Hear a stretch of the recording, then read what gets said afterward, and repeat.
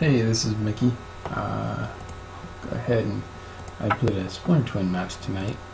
I tried recording this with the other software recording stuff that I was using, but unfortunately it doesn't want to cooperate, so I'm back with this again. So I keep this hand because I like the duress and snaring bridge and the double ancient stirrings. I also really like an opening hand with a Glimmer Void and Academy Ruins in case anything ever gets countered.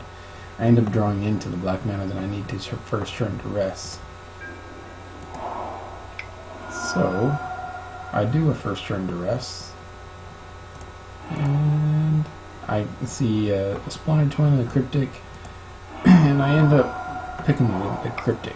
I have more ways to deal with Splinter Twin than I do have Cryptic. I'm afraid of the ability of my opponent's ability to bounce and draw. And if I can pull off a surgical extraction on that Cryptic, it'd be great.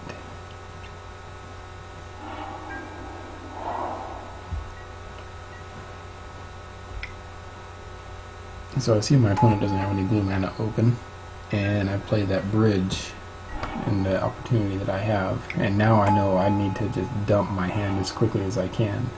I'm able to snag that Splinter Twin out of my opponent's hand now with the rest that I ended up drawing.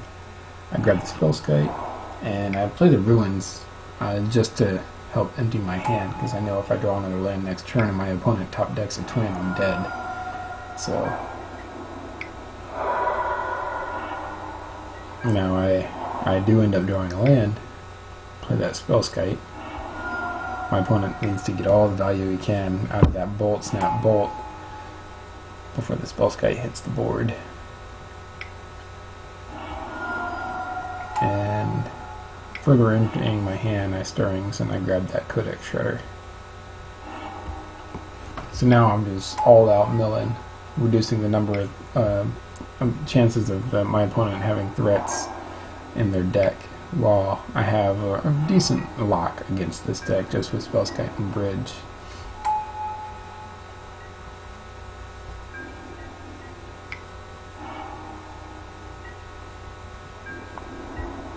That Sun Droplet helps trying to keep me out of burn range, so no more Bolt, Snap, Bolt, and Bolt for the win.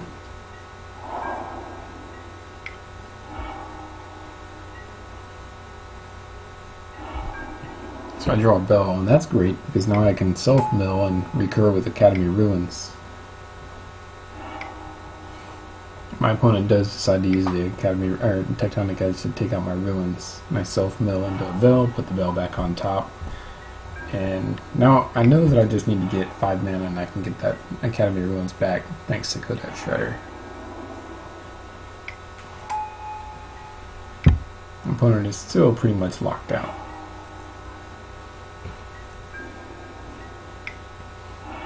Now you notice there I self-mill a surgical extraction, and that's going to come into key later in the game.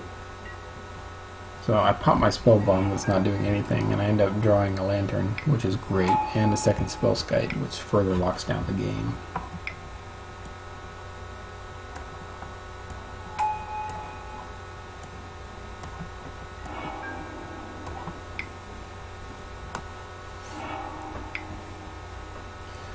So here, my opponent has a Snapcaster on top, and he's got a Kolaghan's Command and all sorts of really good stuff in the graveyard. So what I end up doing is self-milling into that 5th land that I need to recur surgical extraction with a Codex Shredder. So now I can just, at this point I have another ability, and my opponent is put on the defensive and has to try to use a Snapcaster.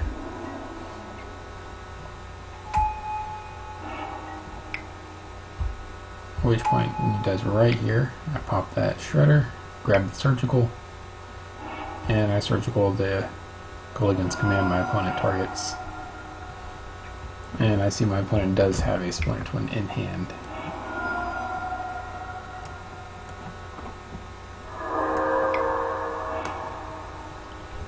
My opponent's library is getting real slim real fast. I gained that life back. My opponent bolted me a little bit. And my opponent concedes. So, game 2.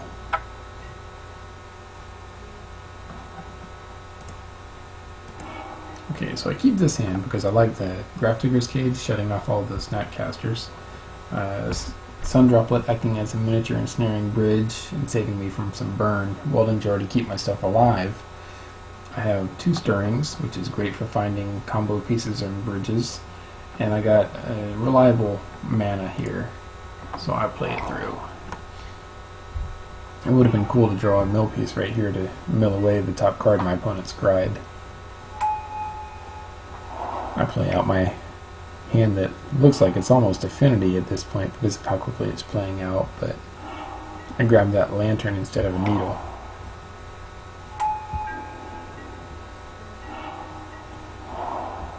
I really like Ethergrid here. I grabbed the Spellskite instead of the bridge because Spellskite turns off the combo. And Spellskite and Sun Droplet together do pretty good and keeping me alive. Now my opponent here flashes in Vendilion Click, gets rid of my Ethergrid, and that ends up being key for my opponent. So I'm still doing decently well thanks to that Sun Droplet and the Spellskite and basically everything I've drawn.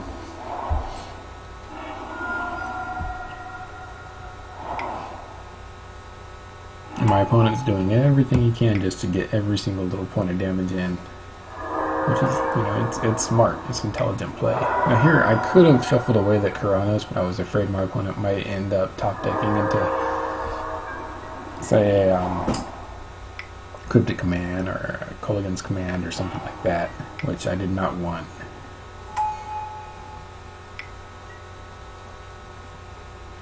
So I was more comfortable with Spellskite being out, and I figured at some point I'm going to draw into a bridge or another Stirrings or some sort of mill rock that's going to let me self-mill into a bridge and play a second Spellskite for more protection, but my opponent plays smart, counters it, bounces, forces me to replay. That damage is starting to add up. Sun Droplet is doing a great job keeping me alive, but it is adding up pretty good here.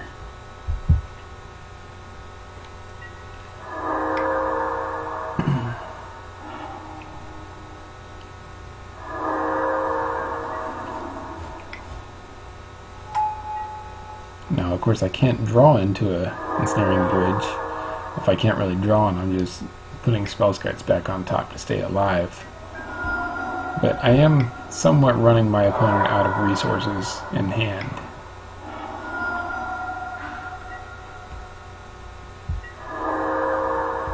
So I shuffle up my library at this point because I know it's getting real close, and I end up drawing a bell instead of a bridge or droplet or anything.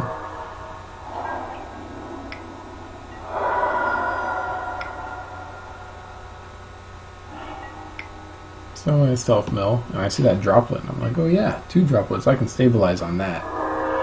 So I draw it, I play it. Opponent tries to remand it, but of course I'm just going to replay it.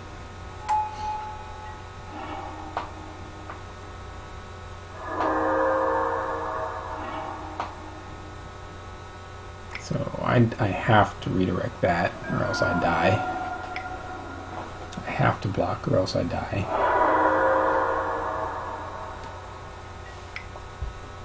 And I have to redirect or else I die. And I self-mill, still trying to get into that bridge, but not seeing it. So I have to put Spellskite back on top or else I die. And now I'm getting all sorts of life from the Sun Droplets. But my opponent has a trick here. And playing a Snapcaster, which gives my opponent just enough devotion to turn on Karanos. And now my opponent can swing out for the win.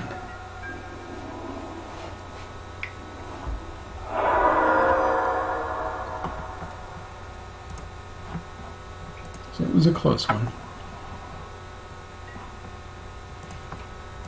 So, game 3. Again, I have my miniature ensnaring bridge. I got Ethergrid to take out the small critters. I have Needle to shut down the combo if I need to. A Lantern, so I got half the prison set, and Stirrings. Now I know I don't have colored mana here, but I'm not too worried about it, because I have enough cards here that I should draw into it decently well. I'll go ahead and play the Needle on X-Arc first before Lantern, otherwise I don't want my opponent getting too much information, and I'm not worried about getting information from my opponent at this point. I'm just playing the cards that I have to play, so. It might have been correct to play the Ether Grid there, but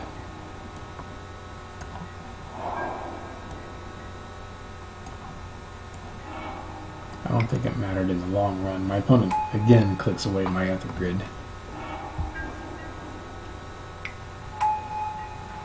And draws me into a prison piece. So now I have the prison online pretty well.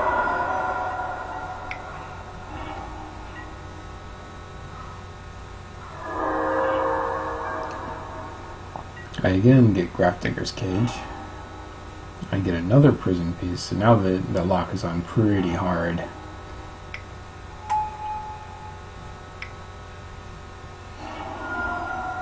Opponent trying to get all the value he can out of that bolt. And of course all these counters are just going right on the Sun Droplet.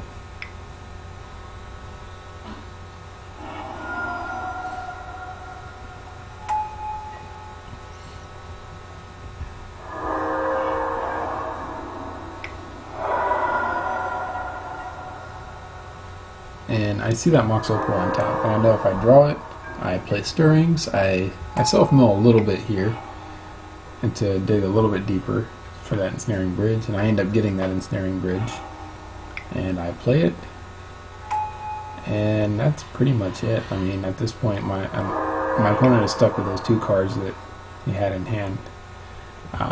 Didn't have what he needed, tried to play Serum Visions, but Serum Visions doesn't actually do anything because I can just mill away anything with Serum Visions on the stack, and anything that's scribed to the top is gone.